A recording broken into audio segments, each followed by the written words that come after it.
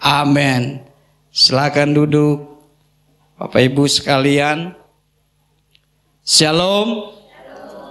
Puji Tuhan, hari ini dengan sukacita kembali kita datang beribadah kepada Tuhan.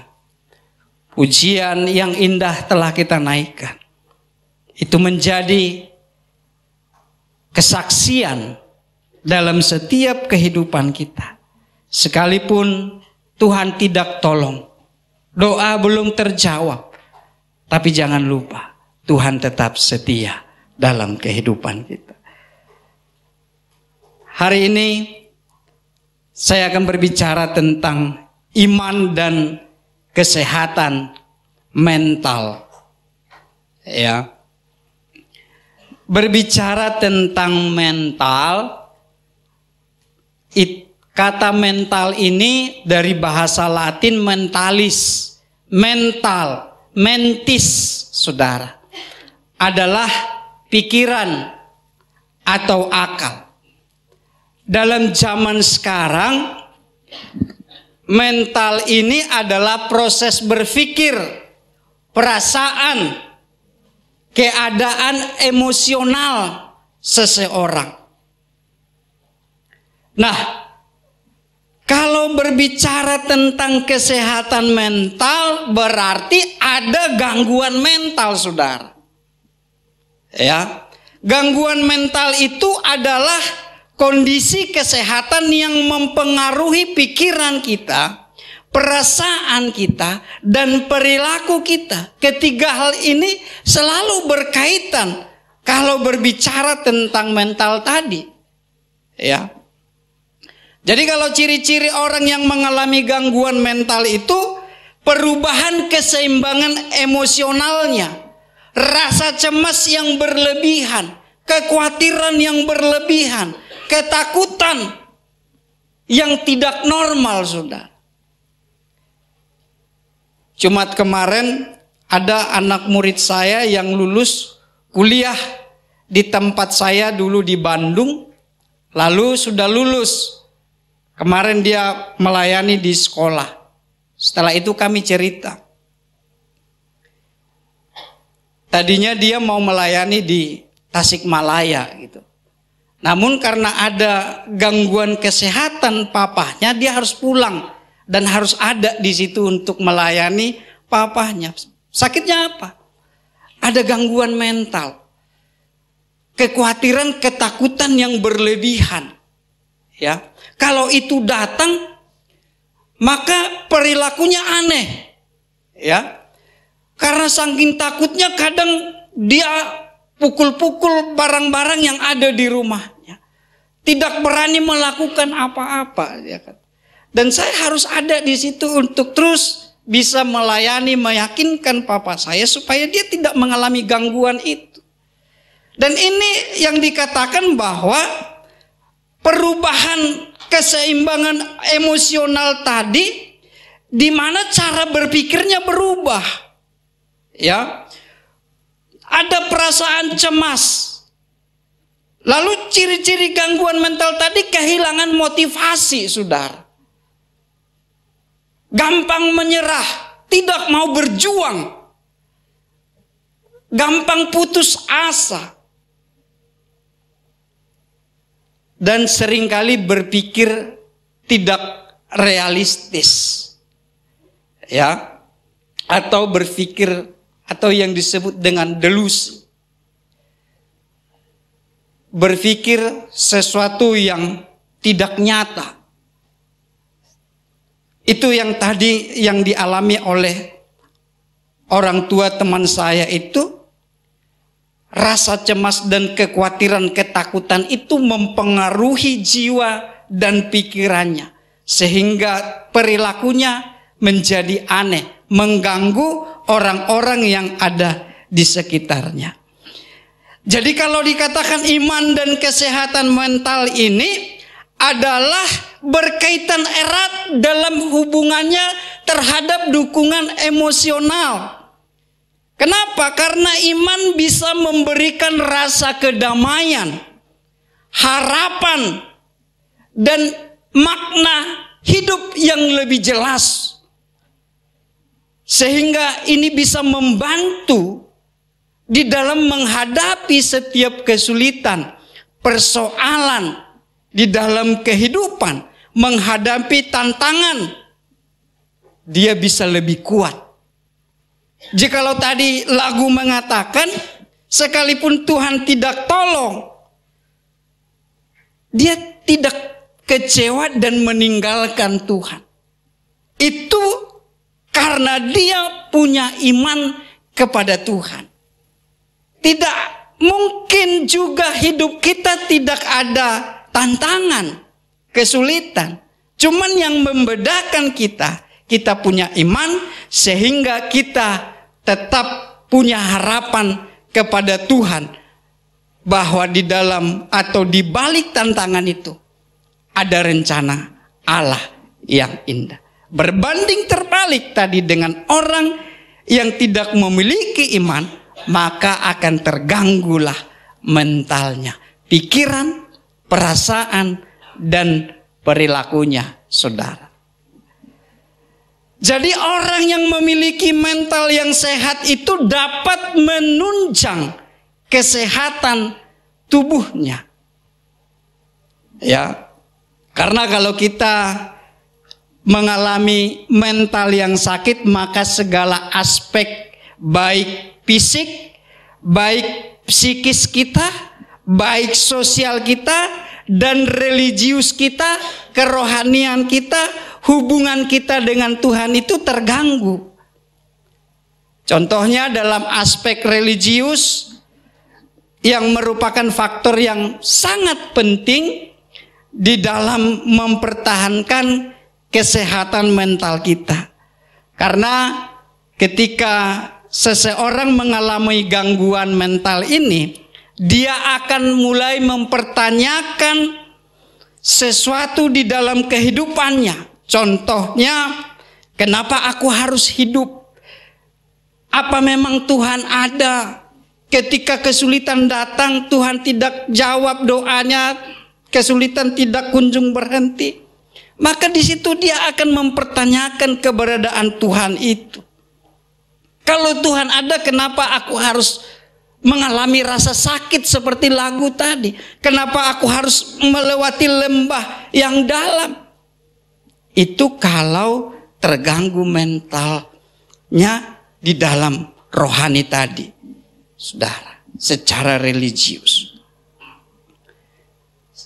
Berbanding terbalik juga dengan yang memiliki mental sehat itu, ketika persoalan kesulitan datang, dia tidak menyatakan pertanyaan-pertanyaan seperti itu. Tapi dia mencoba untuk mendapatkan jawabannya melalui apa, saudara? Melalui Alkitab. Dia baca firman Tuhan. Apa kata Tuhan melalui Alkitab ini terhadap kehidupan dan persoalan yang aku hadapi? Itu perbedaannya. Mari kita coba lihat Alkitab kita di dalam Filipi pasal 4 ayat 6. Filipi pasal 4 ayat 6 sampai ayat yang ke-9.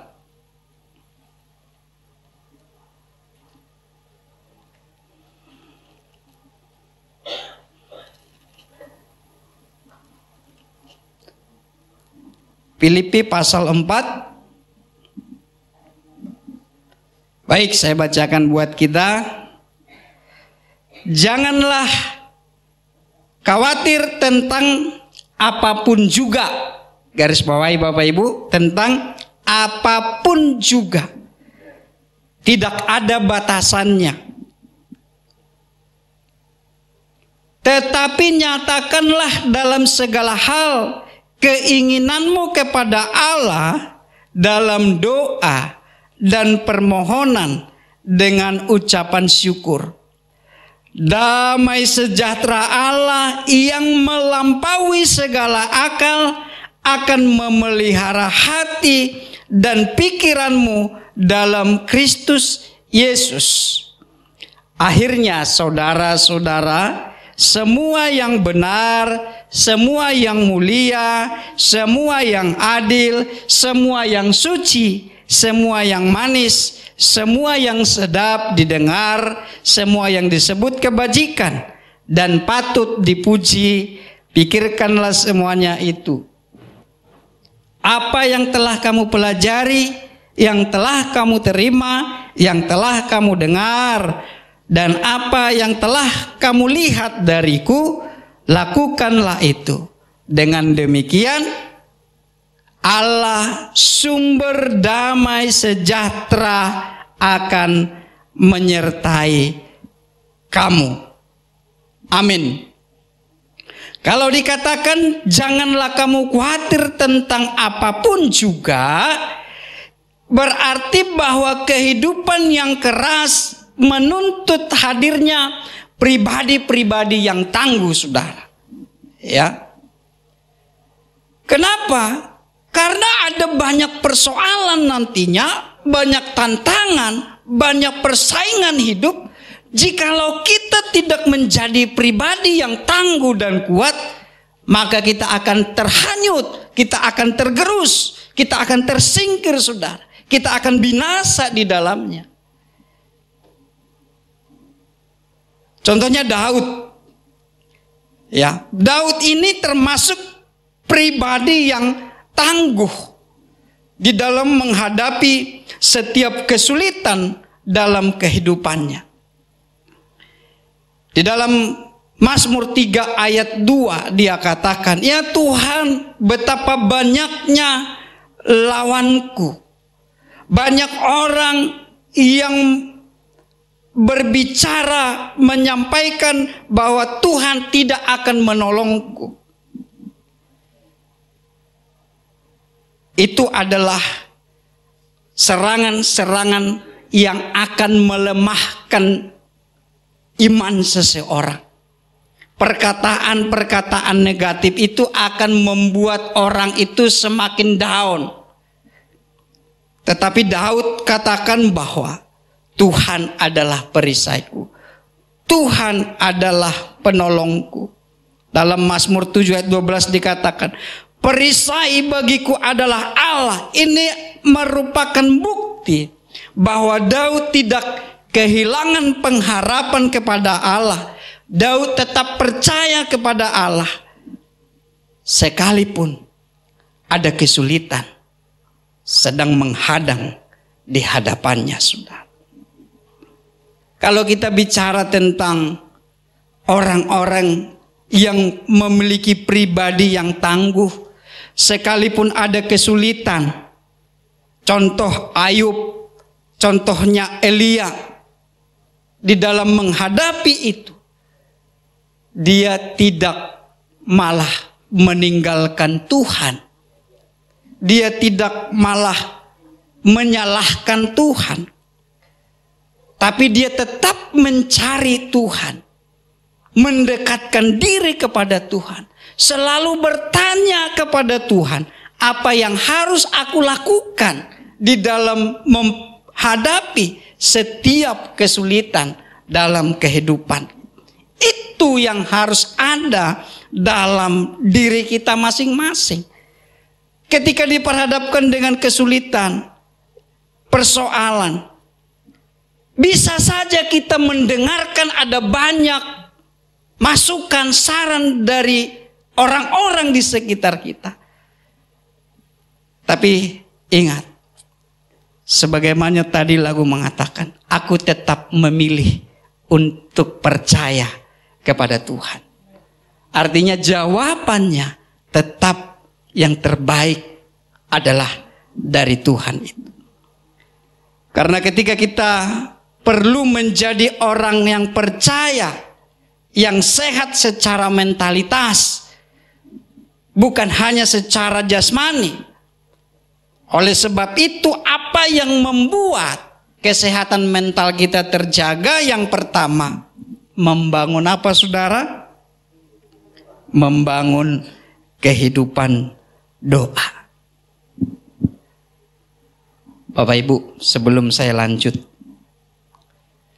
adakah di antara kita tadi pagi bangun, duduk, menaikkan penyembahan dan doa kepada Tuhan? Puji Tuhan. Itu yang harus kita pertahankan. Kalaupun ada terlupa, jangan biarkan terus lupa. Besok bangun pagi, bangun kehidupan doa. Di ayat yang ke-6 dikatakan di dalam Filipi 4 itu, tetapi nyatakanlah dalam segala hal keinginanmu kepada Allah dalam doa.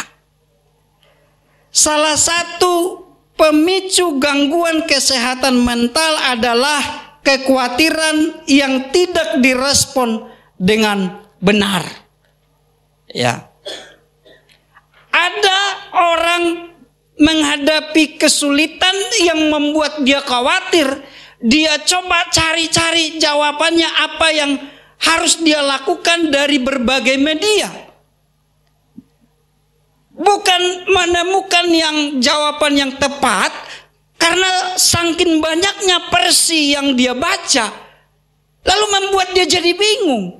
Di media sosial itu, contohnya di Google itu, akan banyak pendapat orang, contohnya sakit penyakit lah, batuk pilek, gitu kan?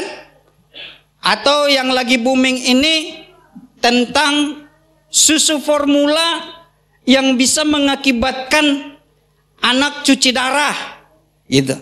Lalu coba kita cari di Google, berarti susu formula apa nih yang cocok buat anak saya, gitu kan? Ada banyak nanti rekomendasi dari artikel-artikel yang kita baca yang mengatakan, oh produk ini bagus, oh produk ini tidak bagus, produk ini tidak bagus, ini bagus tapi banyak kandungan gulanya yang kurang sehat, gitu. Jadi bingung kan kita. Nah, dalam menghadapi kesulitan persoalan, ada kalanya begitu. Minta pendapat dari sini, minta pendapat dari sini, minta pendapat dari sini. Bingunglah dia. Kenapa? Karena dia tidak punya dasar yang kuat di dalam firman Tuhan tentang bagaimana kuasa Tuhan bisa membawa kita dari persoalan untuk keluar dari situ, saudara. Kekhawatiran yang dibiarkan akan membawa serta teman-temannya apa? Ketakutan, tekanan hidup, depresi yang berkepanjangan. Ya. Contohnya Saul, saudara. Saul ini memiliki kekhawatiran yang berlebihan. Kekhawatirannya apa? Dia takut tahtanya direbut oleh Daud. Dia takut kehilangan tahtanya. Karena dia lihat Daud itu sudah mulai dipuji-puji, gitu kan? Akibatnya apa? Mulai muncul curiga kepada Daud. Berpikiran negatiflah dia tentang Daud ini. Kalau Daud masih hidup, maka kerajaanku, tahtaku akan terancam. Akhirnya tindakannya apa, saudara? Dia ingin membunuh Daud. Ya, rasa cemas, kekhawatiran yang tidak bisa dia kontrol membuat pikirannya tidak normal lagi, saudara. Curiga. Akibatnya diikuti dengan tindakan yang mendukung apa yang ada dalam pikirannya. Ketika itu terjadi, kenapa?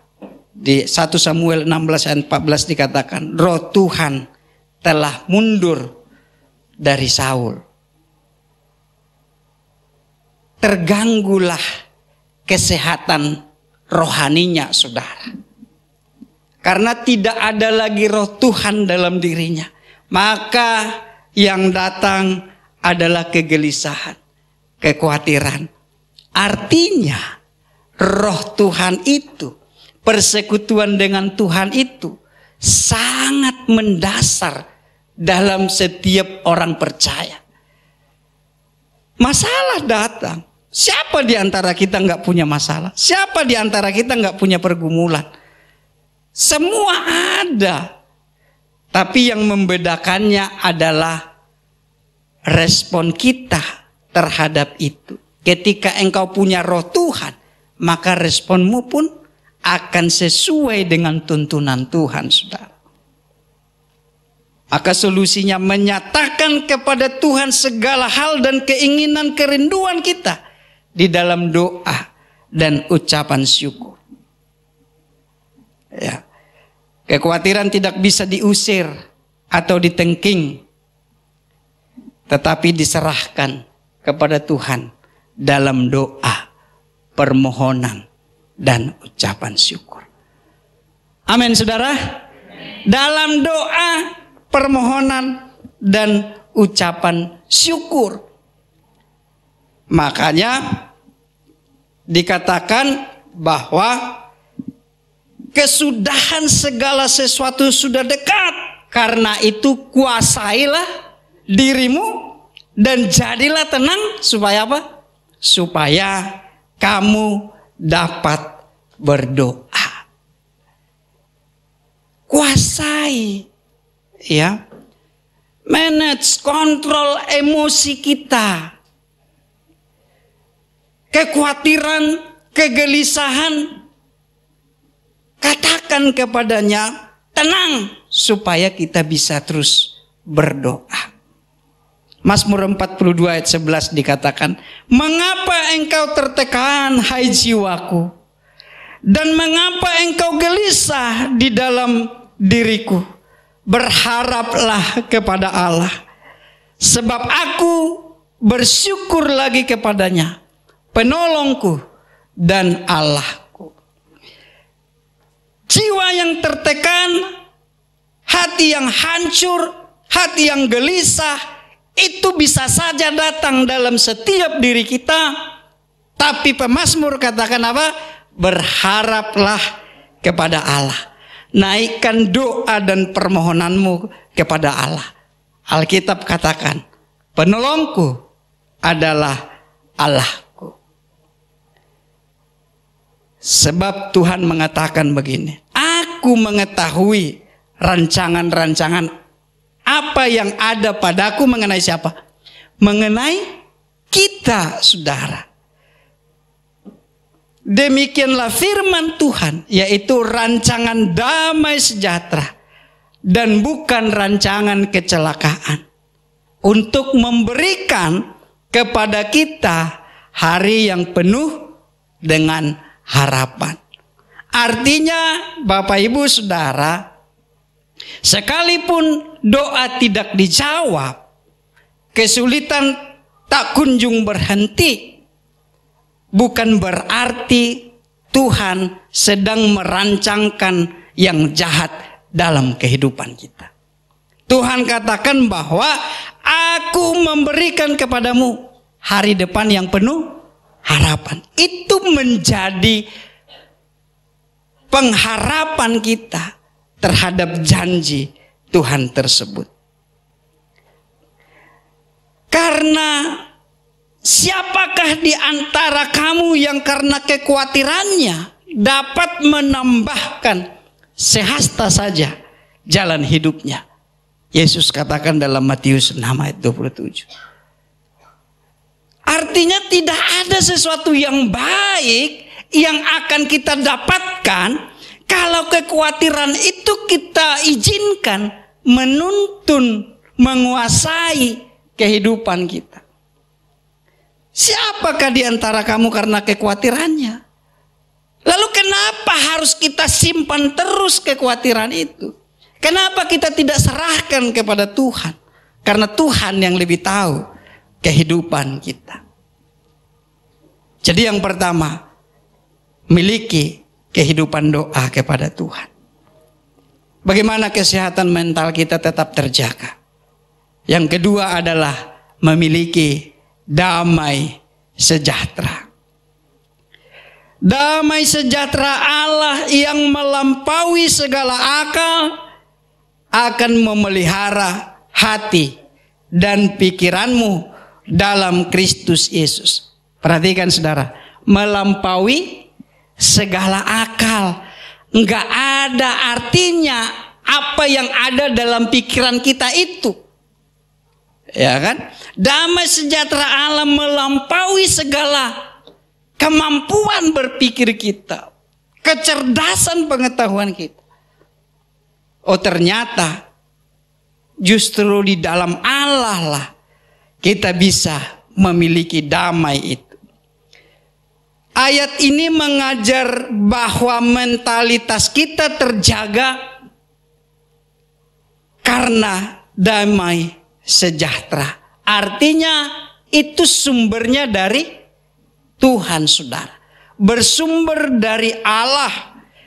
Damai sejahtera yang Tuhan Yesus berikan itu berdampaklah terhadap hati dan pikiran kita. Makanya Amsal 4 ayat 23 katakan apa, saudara? Jagalah hatimu dengan segala kewaspadaan, karena dari situlah terpancar kehidupan. Hati adalah sumber dari segala niat dan pikiran jahat. Maka Yesus mengatakan dalam Matius bahwa apa yang kita ucapkan itu meluap dari dalam hati kita. Maka jaga hati supaya pikiran kita bisa lurus, benar. Kalau pikiran kita benar, maka perilaku kita akan benar, saudara. Ya, itu tadi ranah dari mental itu adalah pikiran, perasaan, hati.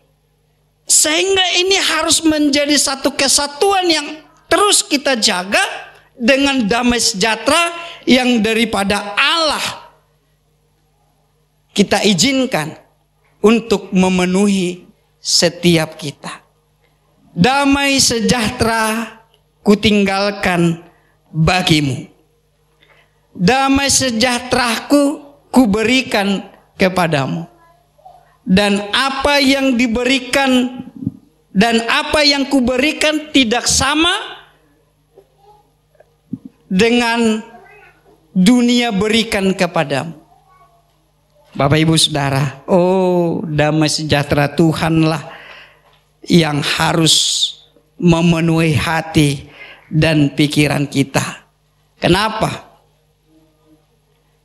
Karena itulah nanti yang membuat tindakan perilaku kita menyenangkan hatinya dan juga bisa menyukakan orang-orang di sekitar kita. Berbicara tentang damai sejahtera, inilah yang sering kali orang cari melalui liburan. Healing, bisa menyalurkan hobi, olahraga, fitness, yoga, dan semua hal yang bisa menenangkan jiwanya.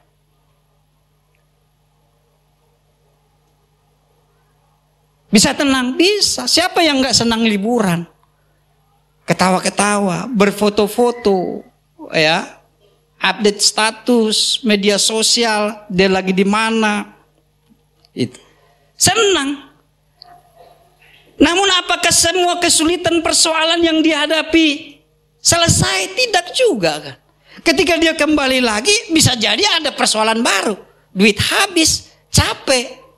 Ya kan? Habis jalan-jalan, senang-senang di sana, begitu sampai rumah mengeluh, aduh capek. Gitu. Ternyata semua itu tadi adalah solusi sementara. Ya. Untuk kesehatan mental yang baik itu bukan healing, bukan menyalurkan hobi dan lain sebagainya, tapi memiliki damai sejahtera Tuhan. Didapat dari mana? Tidak ada dijual di Tokopedia, nggak ada saudara. Tidak ada dijual di warung-warung. Tapi itu ada di dalam Kristus Yesus. Kembali lagi saudara. Miliki persekutuan dengan Tuhan. Damai sejahtera-Ku tinggalkan bagimu. Damai sejahtera-Ku berikan kepadamu. Dan apa yang kuberikan tidak seperti yang diberikan oleh dunia kepadamu. Memang betul dunia bisa memberikan kita kedamaian, tapi sifatnya sementara.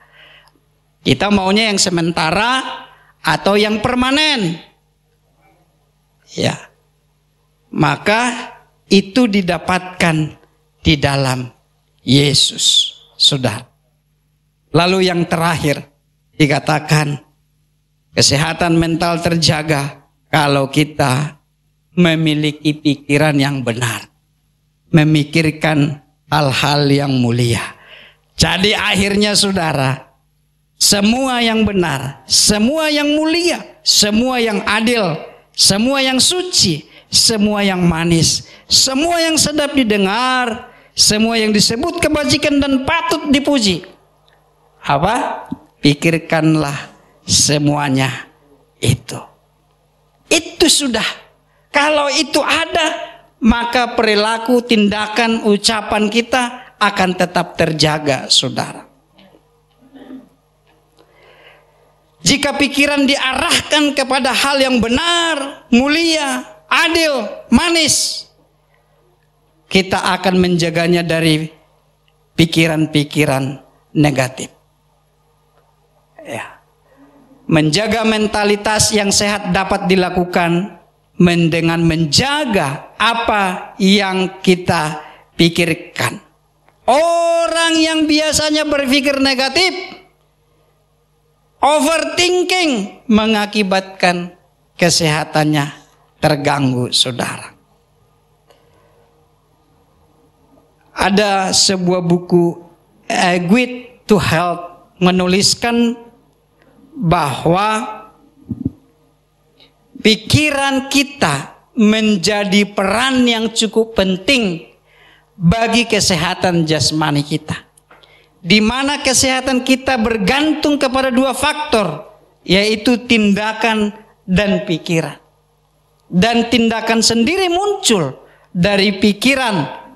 Maka dari itu ketika seseorang memiliki pikiran yang sehat, maka tubuhnya juga akan sehat, saudara.